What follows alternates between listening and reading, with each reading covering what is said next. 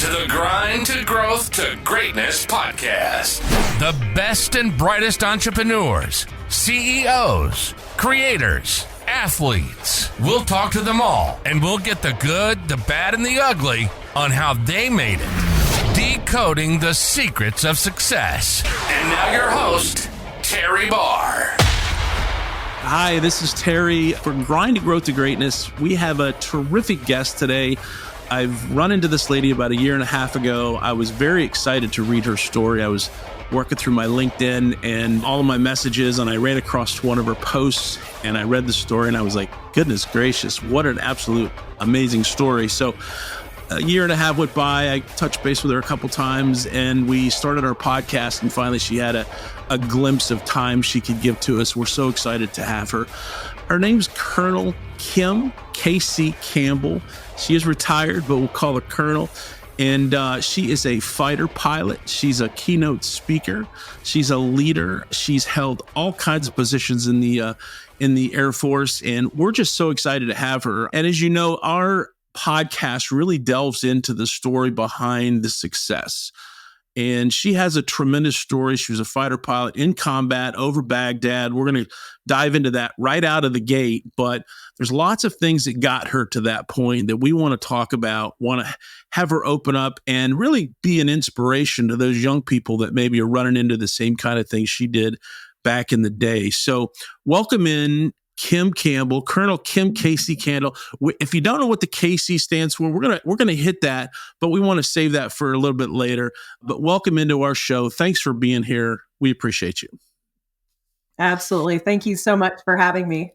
Yeah, it's fantastic. So Kim, you spent about 24 years in the Air Force as a pilot, as a leader. You've held some great positions in the Air Force, leader of men and women. At one point, you had over 1,000 people under your purview there. And so you've done a lot of great things. But what I'd like to do is I'd like to take our listeners back to the day, April 7th. I think it was 7-something in the morning, 2003. You were flying an A-10 Warthog, right?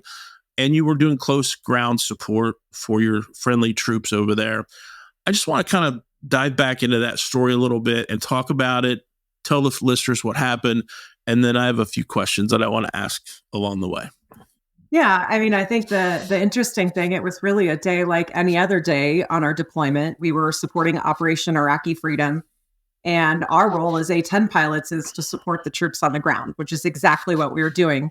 We would take off from Kuwait, fly all the way up to Baghdad, which is about an hour flight in an A-10. We'd air refuel, and then we would just wait. We would just wait in these stacks of airplanes for a tasking. And the big difference that day was the weather wasn't very good, which was abnormal for us. And there was cloud cover all over Baghdad. So we couldn't really see the ground below, and a little uncertain if we were going to be able to do anything to support our ground troops because we had to be able to see them. Then we got a call. We got a call over the radio. Our ground troops were taking fire. They needed immediate assistance. And it was like, it's go time. You know, it's everything that you train for and plan for. But when you hear that over the radio, when you hear troops in contact and we're taking fire, we need immediate assistance. It's like, okay, hair in the back of your neck stands up. The adrenaline starts pumping because you know that lives are on the line. Yeah. So we listened to the ground controller describe everything that was happening. And while we were proceeding to the target area, and we came up with a plan that we would find a hole in the clouds, and then we would just dive below the clouds to get below the weather and then take out our target area. Now that day, how high, that's one of the questions. I read your book. I read it actually twice, but how high were you? I'm assuming there was 2 of you at that point and two Warthogs. Okay. And how high were you above the clouds before you dove in through the gap? We were about 20,000 feet, and the clouds, could come up to about 20,000. We were kind of skimming the clouds in places, and the clouds would go lower. It was just, it wasn't like one fine layer of clouds. It was just kind of clouds all over the place and us trying to find our way through. Just to be clear, I don't fly planes. I don't like planes. And so I don't know anything about your job, or so if I get out of line, just put me back in line. But that was my big question. I wonder how high they were before they dove into the clouds. So we're about 20,000 feet. I mean, I think airliners fly much higher. But it's still, you're above the weather. It's almost, eerily calm and peaceful when you know there is this like incredible battle raging below the weather that you can't see. Wow. Okay.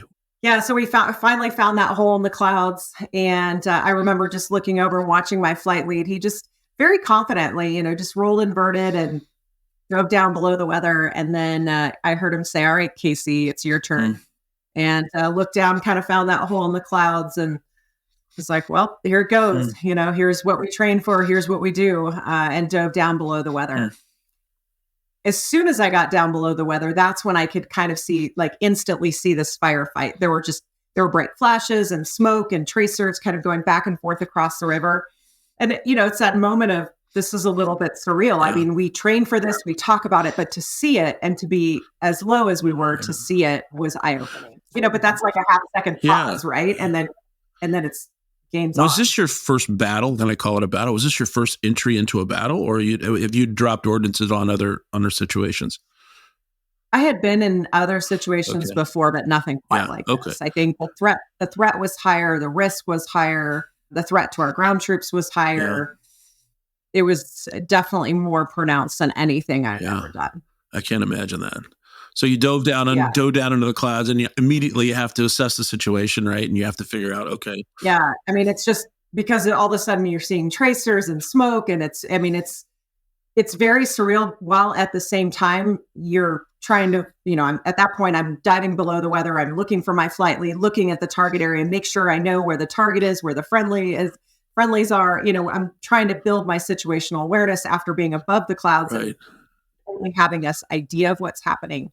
Very quickly, my flight lead rolled in to attack our target area. We had decided we were only going to do a couple passes because it was so high threat, high risk. And we did a couple passes.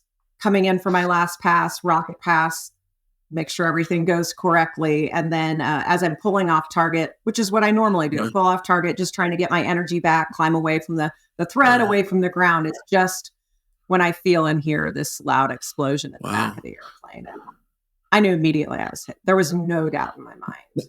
Now, originally, according, again, this is all based upon your book, but originally you went in at one angle and quickly figured out that you were supposed to be coming in. Well, I guess your flight lead told you, or somebody on the ground told you, we need to come in from the other way because we're not getting to under the bridge or something like that. Yeah, we tried to come in from the north. It made sense for kind of how things were set up and the quickest way to get in. And we were told by the ground troops that direction was not effective. Yeah. So I came off target without shooting because it was not effective, and we set up again. So you adjust real time. Things don't always, you come up with a plan and sometimes it doesn't work, and you come up with a new plan. Yeah. So you dove in and you dumped your ordinances, and then you were climbing back out of that situation, and then you got hit.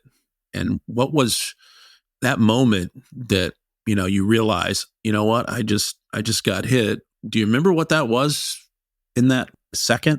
No, I mean, I knew immediately because there's this like bright flash that's kind of surrounded the airplane, and immediately I try to equate it like if you got rear-ended in a car at high speed. I just dumped the airplane over, nose low. I could see Baghdad getting closer, and I just instinctively pulled back on the control stick because, this was kind of a shocking moment. And when I pulled back and the jet did nothing, that was kind of the oh my moment. This is not the moment. So, this is not going to plan now. Yeah. One of the other questions I had in that moment that when I read it, again, I don't know anything about airplanes, but you said you pulled back on the stick and nothing happened. You lost all your hydraulics and everything was right before you went into what you folks call manual reversion. Were the jets or the motors, the jets still running at that point, or? Oh yeah, the engines never stopped. Okay, running. All right. I wondered about that because then when you talked about hitting the manual reversion, I thought, well, does that start everything back up, or how does that work? But that's no, thank goodness. So the engines worked exactly as they were supposed to. They kept running despite sustaining some shrapnel damage. The engines kept running. Which, if I had lost engines over Baghdad, if I had. I would not have gone well. I likely would have been in a parachute down over Baghdad. But thankfully, the engines kept running. It's just hydraulics are what allow us to fly the airplane, to have control over our flight control surfaces. Right. And when you lose hydraulics, and in my case, they were dumped out instantly based on the missile impact, I lost control of the airplane. Thankfully, the A-10 was built to take hits, and so it's got an emergency backup system so that if you lose hydraulics, you essentially are able to fly the airplane with cranks and cables by just flip the switch, and it puts it in this backup emergency mode that allows you to fly it really mechanical, manually. I think of it like old school flying. It's the jet is heavier. It's very difficult to fly, but it flies. And that's all I cared about at that moment. Of course. Pull the nose up and get away from Bagdad. Yeah, of course. I'm reading the book. Of course, now I'm not a fast reader. I read a lot and I listen to a lot of books, but I read the book. It's 2 or 3 pages long. And I'm thinking, how long did it take her to make the decision? I know it was instant almost, but how long did it take you to make the decision? Okay, I have no hydraulics. I've got to go to plan B. And according to what you said in the book, that's not something you train for a lot, but you do train for it, right? So how long did it take for you to go, okay, I've got plan B, I need to execute that? So I don't really have a good estimate of time because all I have is when I say that I'm hit to when I tell my flight lead that I'm in manual reversion. And that's roughly 20 seconds. But I feel like in that time, I probably, I'm trying to analyze everything, figure out what's going on. But I think I probably moved that switch very quickly. Yeah. Now, we do train for getting hit. Yeah. We practice getting hit, sustaining battle damage and what we would do. Okay. So that was pretty natural. We just don't fly in manual reversion very often. Yeah. So flying back to base in that emergency backup system, like I had only spent maybe 30 seconds in manual reversion previously. So that must have been that must have been physically and mentally taxing. That's like driving a car without, steering honestly. So yeah, it's like driving a dump truck without power steering. Yeah. It was just heavy. I would say it was physically and mentally exhausting to fly that airplane an hour home in that backup emergency mode. So you made some decisions immediately. You made the correct decisions immediately. Your mindset, all your training and your everything kicked in and it worked and like clockwork.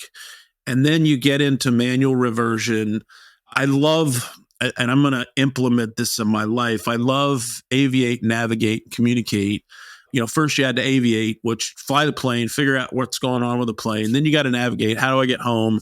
And then communicate with your second or your first at that point.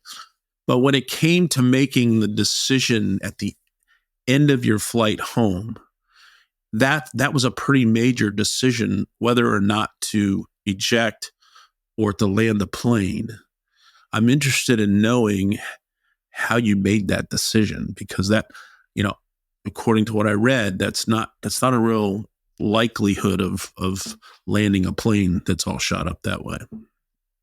Yeah, I would say probably one of the harder decisions I've made in my life. It's the idea that we don't train to land in manual reversion at all. We didn't. We still don't in real life. We do it in the simulator now, but at the time we didn't train for it all. And I felt like the decision that I made could be the difference between life and death, right? Like ejecting felt okay in some ways and landing felt okay. And they both felt not okay. I mean, it was just like a no-win situation. I feel like I had an hour. I took the time to really think through how the airplane was flying, how it was feeling. Yeah. I made the best decision I could with the information that I had, knowing that I could still potentially eject at the last second based on the way that our seat is designed. Yeah. So I knew that I could give it a shot and give it a try. But after flying the airplane for an hour, I actually felt very comfortable with the way the airplane was flying. I just felt interesting, very good with it. And it just felt like the right decision. Huh. You've got to be the only pilot in history that's flown that way for over an hour, I have to think. I don't know. I don't know the answer to that, but it sounds like that would be the case. But I noticed something else that kind of hit me. Was it number one pilot? You were number two? Yeah. So he was my flight lead on the mission, the more experienced pilot. Once I got hit, he eventually kind of tucked in beside me and I was out front. And I mean, he was my wingman on the way home, providing that mutual support. for. I loved what you said in the book about him, and that was, he said, this is your decision and your decision only. And Yeah. I thought that was a good leadership, a trust in your colleague, if you will, call it a colleague, to do the thing that was most important. Yeah. And so that hit me, and I understand that he recently passed away. Is that right? He did. Yeah. And I wanted to extend my deepest sympathy there. I know that must have been a difficult thing for you. Yeah. It's it's the reality of life, but it doesn't make it any easier. And I think, when I look back on these moments, I realized what a critical mentor he was for me, what a critical example he set very early in my career in terms of leadership and believing in your people and trusting your people to make decisions, empowering them to make decisions.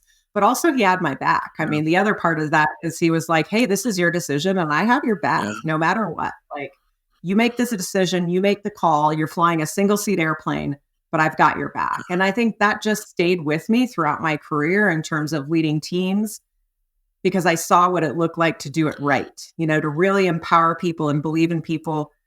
Prior to this, he also made sure we had the training and the resources. Like, it wasn't in the middle of nothing. But to be able to do that, he really, really set a solid example for me as a pilot, as a leader, as a human being, very early in my career. So I feel very lucky and blessed to have that experience in many ways. Well, I was sorry to hear about that. I just recently read that his name was Rick Turner, and we certainly give out our deepest sympathy to him, his family, and but thank you for sharing that.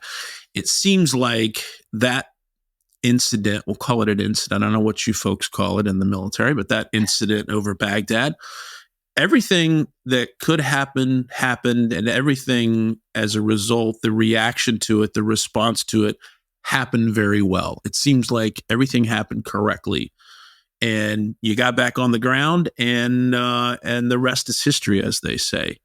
I just think it was an amazing story. But what I think is even more amazing, and I want to transition a little bit and kind of go back in time, back to 1986.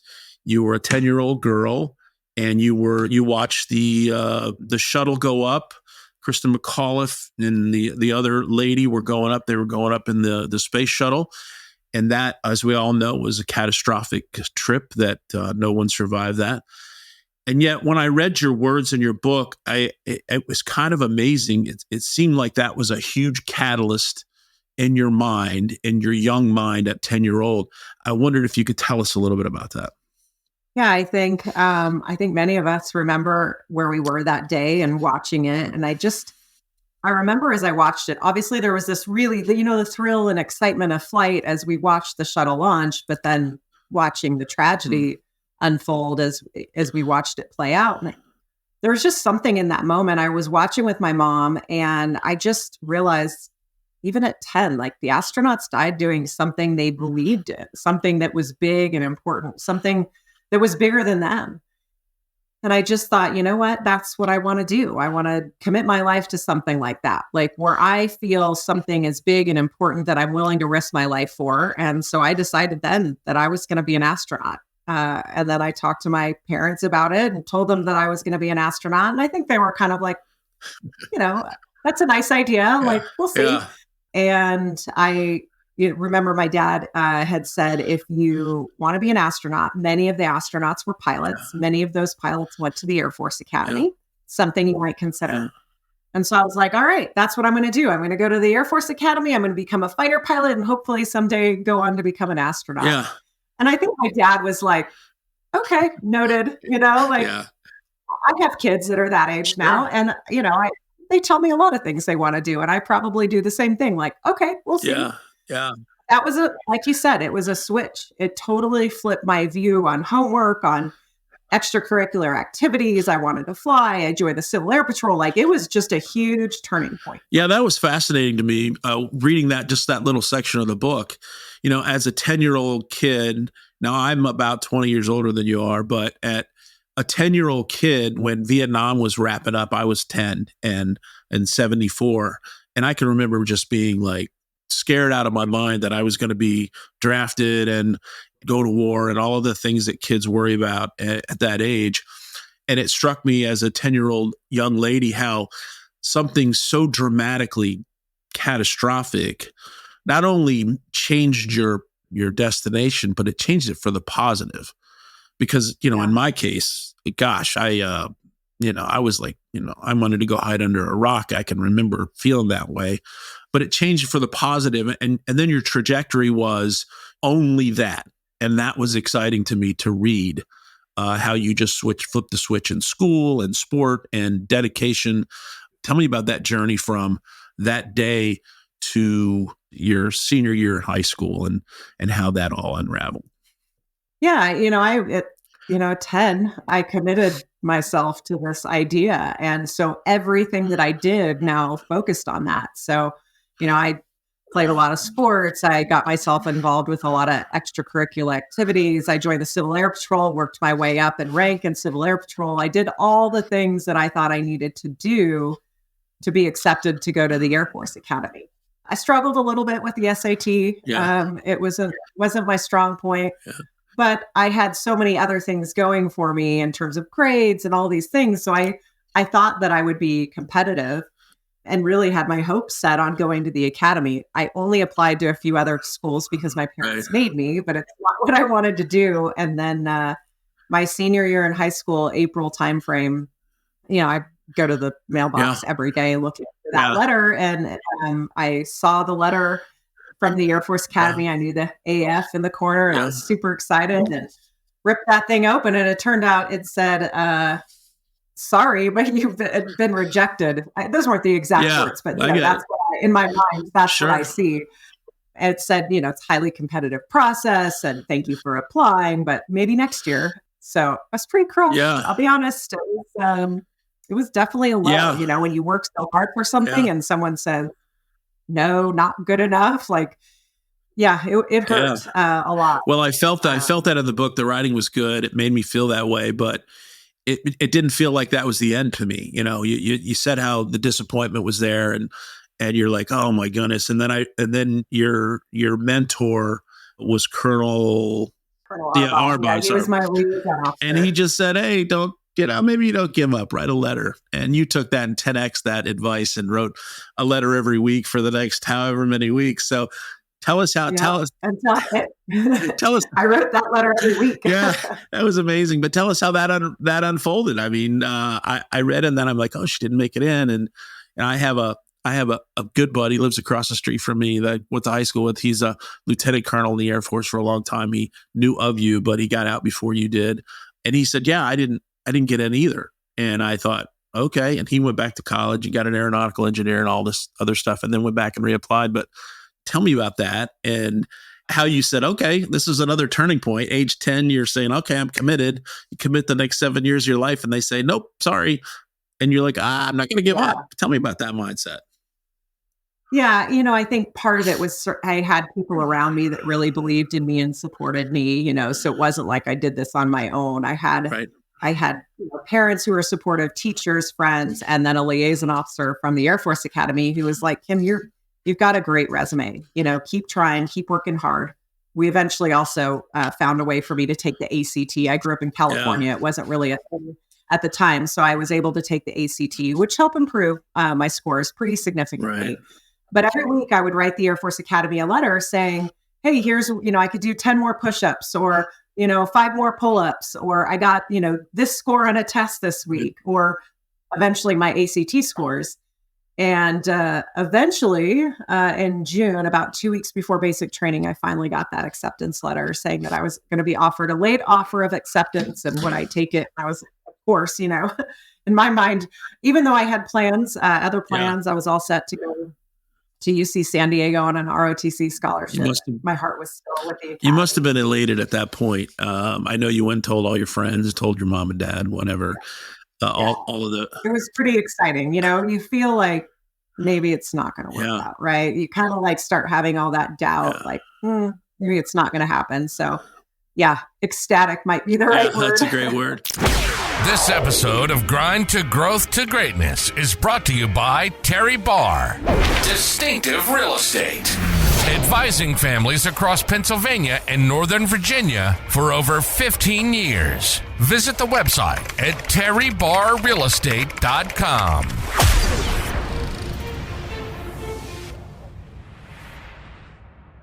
So you prepare for the academy and you go off to the academy. I mean, there's a couple stories that you had a couple experiences as a young woman in between age 10 and 17. One, I want to kind of like go back because it's relative to the future, but you had your shop class experience with your shop teacher. And if it's okay, we'll talk about women versus men a little bit, because I have no doubt in my mind I could never do what you do and what you did. So, but I want to talk about this because I want this to be an inspiring thing for young women around the world, around our country and other places, that you can do what you put your mind to. You just have to continue to effort and to work hard and to kind of burn the boats behind you, if you will. So your shop class experience, simple experience, but it seemed like it had a profound effect on you. Tell us about that. Yeah. So this was middle school time frame. And, I work with my dad in the garage all the time. We built stuff. I don't know. It was like, I enjoyed that kind of stuff. And so I took shop class. It was, wood shop class in middle school. I didn't really think anything of it just because that's what my dad and I did. And I was the only girl in the class, which, I don't know, maybe that was the thing of things to come, but it wasn't really a big deal to me. My teacher was a little bit older, an older gentleman, we'll call him. And I remember I had done all the work on this pencil box case. And, I'd done everything, getting ready to stain. And I think we had to like get approval before we could go to like the next step. So I brought it up and was like, all right, can I, what do you think?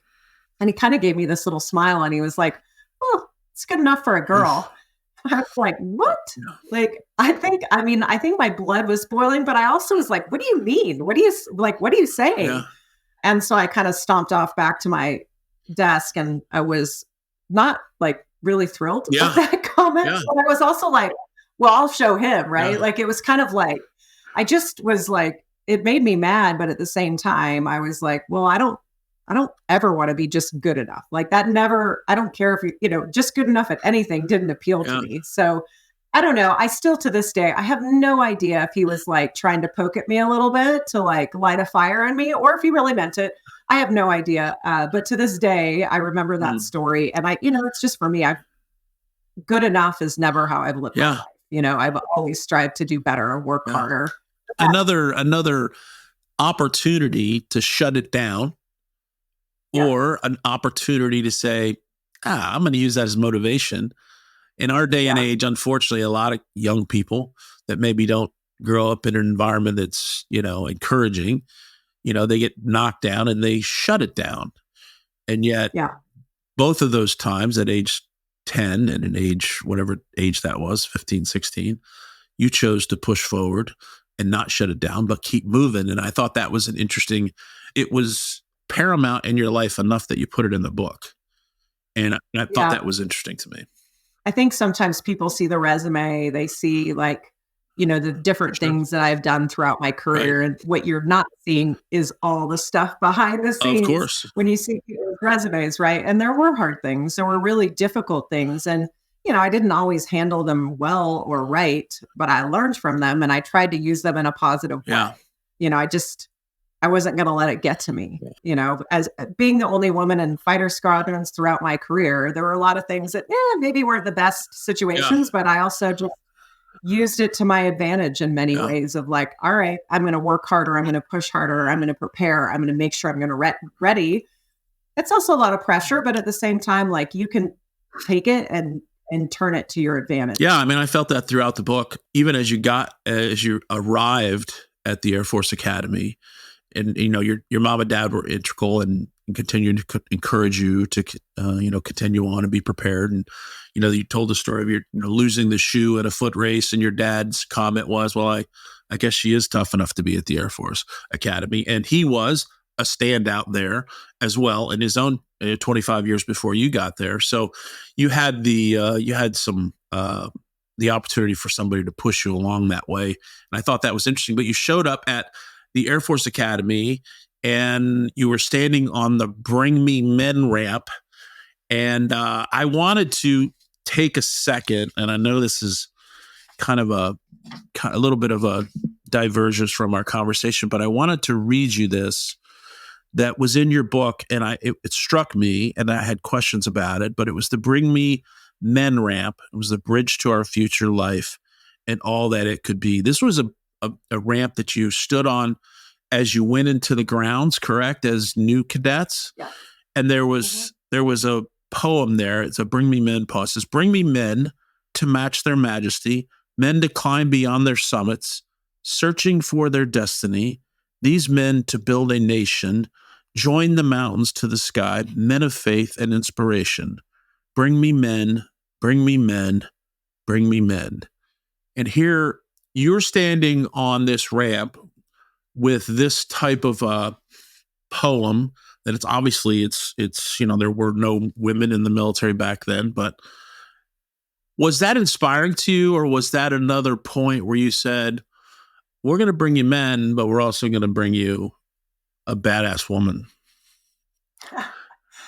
Yeah, I think, I knew it was a poem. Of course. The poem's up on the wall as well. And it'd been there since, I guess, the start of when the academy was built, when there were no women. Sure.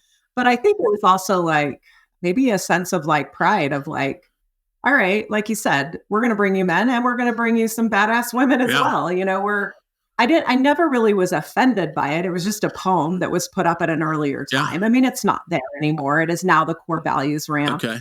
But I think at the time, to me, it was like, I think the other side of this is I remember 4 years later, marching down that ramp, leading 4,000 members of the cadet wing. That's where I was going next. Next.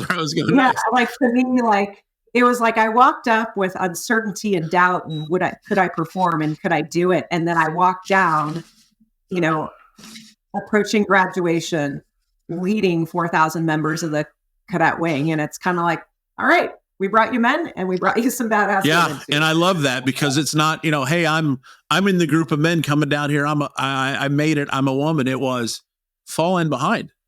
Like I'm the leader. And I guess your dad was that commander as well of cadet, and you're the only father and daughter to ever do that.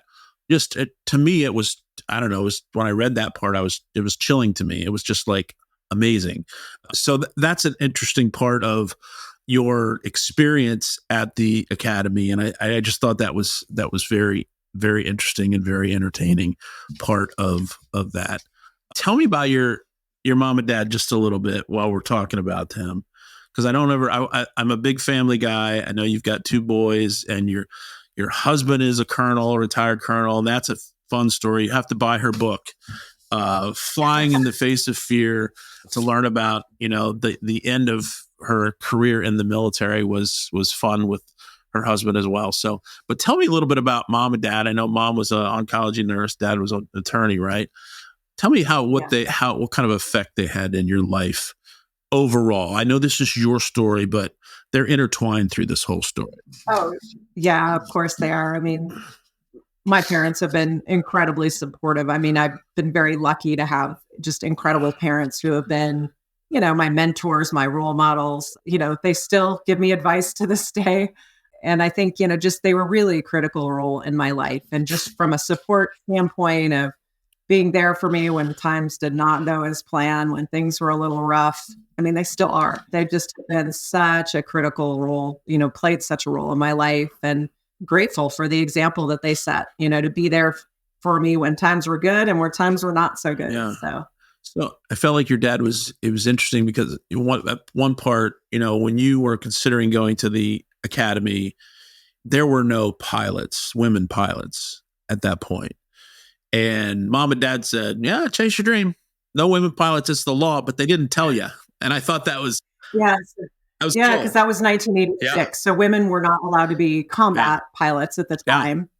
Yeah. And they never said that. They never were like, that's actually not allowed. They never really told me that. They just said, all right, go after what you want. And, that changed by the time that changed in 1993 when I was graduating from high school. So by the time I got to the academy, it wasn't an issue, but, my parents never put limits on me, never put boundaries like in that way. They clearly had rules and things at home, but, no, they just, they wanted me to work hard. They wanted me to put in the effort. That was really what was most important. Well, it sounds like you put in the effort.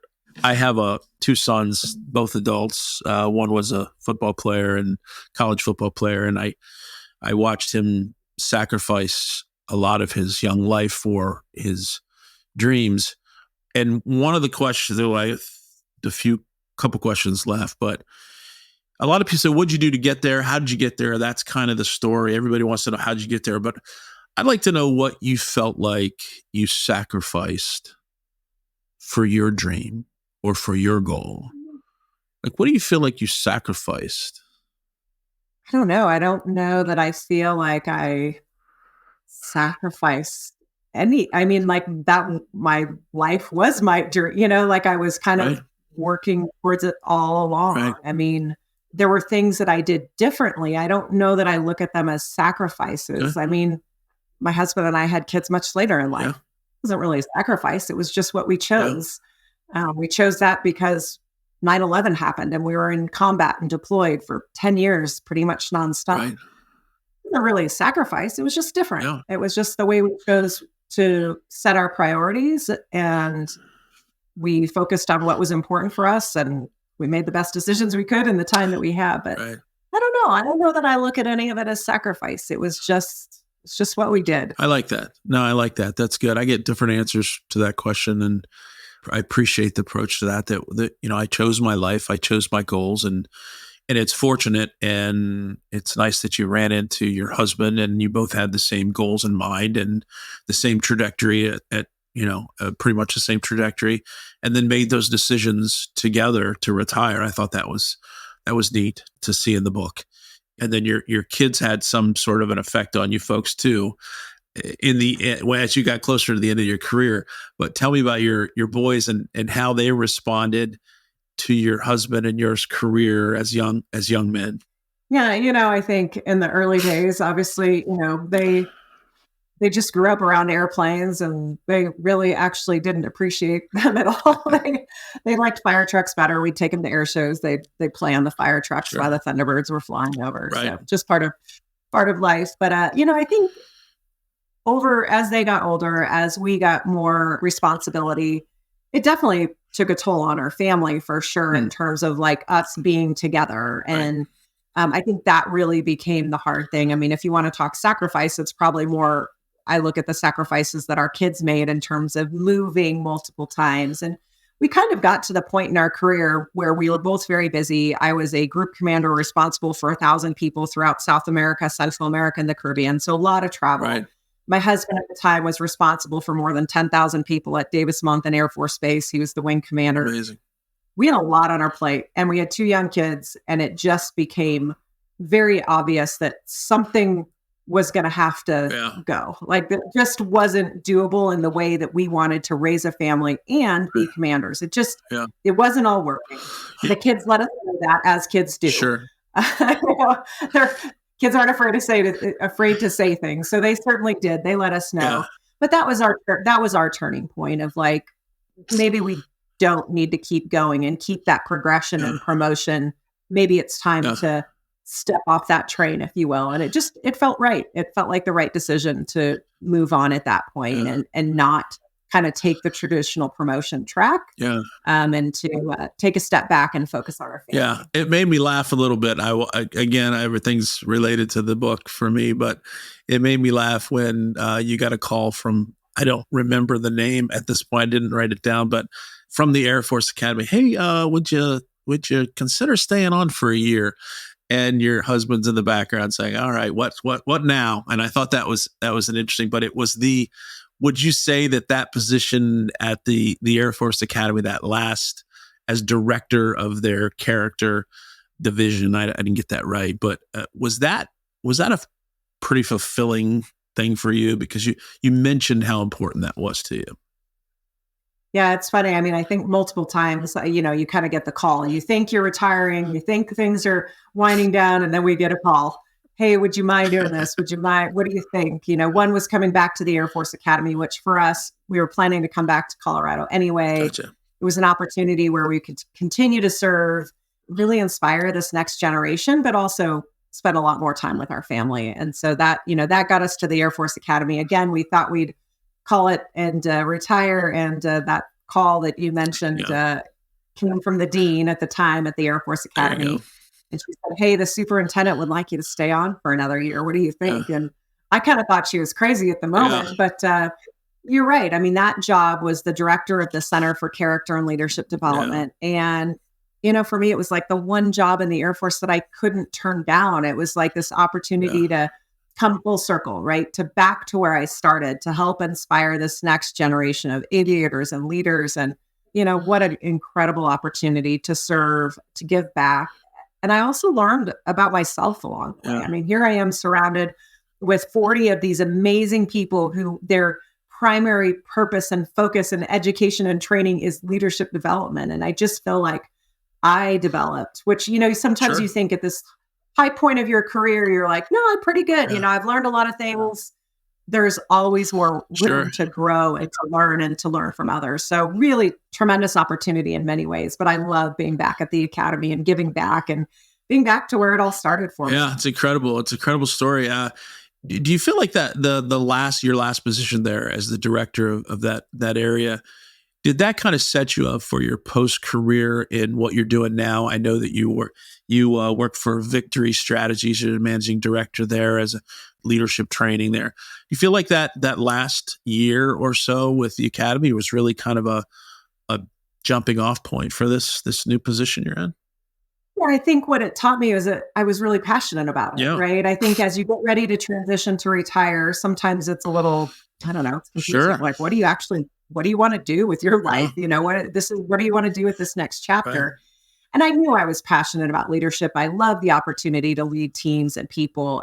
But this last job really cemented that for me, that this was something that I was passionate about. I mean, I think we talk about finding our why and our purpose. And I really felt like that cemented mine of like, yep, this is absolutely what I want to keep doing. I'll just do it outside of the military. So it definitely helped move me in the right direction. Yeah, that's one of my favorite books. I like Simon Sinek's book, The Why. I've read that a couple times too. And I think you mentioned that somewhere along the way. But that seemed like that fit right into your purview there. So recently heard something that they're trying to phase out the A-10 and replace it with an F-35 or something like that. How do you feel about that? The Air Force has wanted to retire the A-10 for quite some time, just to make room for new, more high-tech aircraft. And to me, the most important thing is that no matter what we do, no matter which direction the Air Force takes, there has to be a focus on close air support. Yeah, that's why I asked the question. I mean, that's like one of the only planes. That's the one plane that does that well. So I was curious because when I read about it, they said the F-35 is kind of more of a high, again, I'll get it wrong, but a high altitude type of plane. And I thought, well, what are they going to put in the place of the Warthog? Yeah, it comes down to mission and mindset. I think we send some of our best pilots to fly the F-35 because we want their mindset. We want their sense of support for our ground troops to permeate that community as well. Gotcha. So it really is, it's a mindset. It's having the ability to train for it and be good at it. I mean, that's why A-10 pilots are the best at doing close air support. We train for it. We prepare for it. So, I think that to me is really the important thing, is to not lose sight of that mission. Yeah, that's great. And then I also read something recently, and this wasn't original to my conversation with you, but that they were going to take duty, honor, and country out of the oath. Had you heard about that? No, I mean, the Air Force Academy has an honor code. I don't know if that's what you're referring to. But, it might not, it might not be related directly to the Air Force, but I heard just 2 weeks ago that they're trying to remove that statement from one of the oaths or one of the whatever. And I just didn't know if you'd heard that. I felt like that was kind of like, that's the mantra of all of our men and women in the military is a duty, honor, and country. And then the last question I have for you, what are you most proud of? I think I'm most proud of being a mom, being a wife, being a leader, being a fighter pilot, not always doing all of those things really well, but somewhere in there having some sense of balance of doing them all, even if I didn't do them all really well at certain points. I think the fact that I was able to do those things in my life and continue to do many of them, other than the fighter pilot part, now that I'm retired. But, I'm very proud of being able to do that, to serve my country, but also to be a mom and a wife and to give to others and hopefully now give back. Yeah, that's amazing. I again, the story is incredible, but the underlying story is so much better to me. I wondered, did you ever pick back up the astronaut desire, or did that go by the wayside? No, I mean, I would love to do that someday for sure. And it's more realistic now that I still could. I think you hit turning points in your life, you hit turning points in your career. And I kind of hit this pivot point of, do I go for that astronaut track or do I continue what I'm doing? And the reality was that I absolutely loved flying the A-10. I love the mission of supporting our ground troops and wasn't ready to give it up. Yeah, I love that. It's a great story. Well, what's next for the Colonel Campbells in your life? What's next for you folks? What's next for your husband? What's next for you? I know you're doing the victory strategies. Is he staying connected and doing his own thing, or what's happening there? Well, we live in Colorado. We do a lot of support and mentoring for our cadets at the Air Force Academy. Okay, great. But we're both actively involved in the victory strategies team. Oh, okay. Leadership development coaching. And that's where my husband spends the majority of his time is executive coaching and leadership coaching. And I spend most of my time out on the road talking to teams and organizations about leadership. Telling the story. Yeah. I love it. Well, I want to thank you. You've been really a delight. You're everything I thought you would be. And I appreciate that. Yeah, I appreciate that very much. I wanted to thank you for kind of letting us in on your story and letting us in on some of the other details maybe. And I wish you the very best. I look forward to seeing your next book. I don't know what it'll be about, but I'll certainly buy it. I'm a real estate agent, and we have about 300 people in our office, and our manager is always looking for. So I bought her the book, and I said, listen, you got to buy the book because it's great leadership stuff. So she told me yesterday, because I was going to confiscate it and bring it here so I didn't have my little stickies in there. She goes, no. I love the stickies. Well, I've been through it twice, and I've listened to it on Audible in my travels. So I try to get all the details. But yeah, she's reading it, and I can't wait to see what she thinks about it. But it had an impact on me. I think it's going to have an impact on a lot of people. If you're interested in finding out more about Kim, you can go to kim-kc-campbell.com and learn more about her. I'm assuming you can get her book on there, but Amazon has her book. I've ordered it twice, and it comes very quickly. It's a great story. You can back it up with this podcast. You can go to Victory Strategies to see what kind of executive coaching they're doing and corporate coaching they're doing. I'm going to pitch her to Coldwell Banker to see if we can get her to do a keynote with our folks.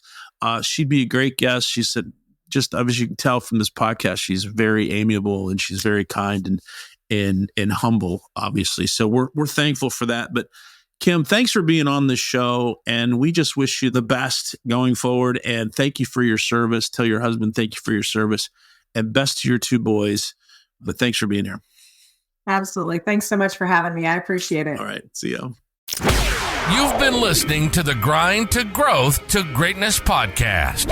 Our passion is to talk to the brightest entrepreneurs, CEOs, creators, athletes, anyone who's made it, and dive into their struggles, their successes, and their secrets. We hope you've enjoyed the show. If you did, make sure to like, rate, and review.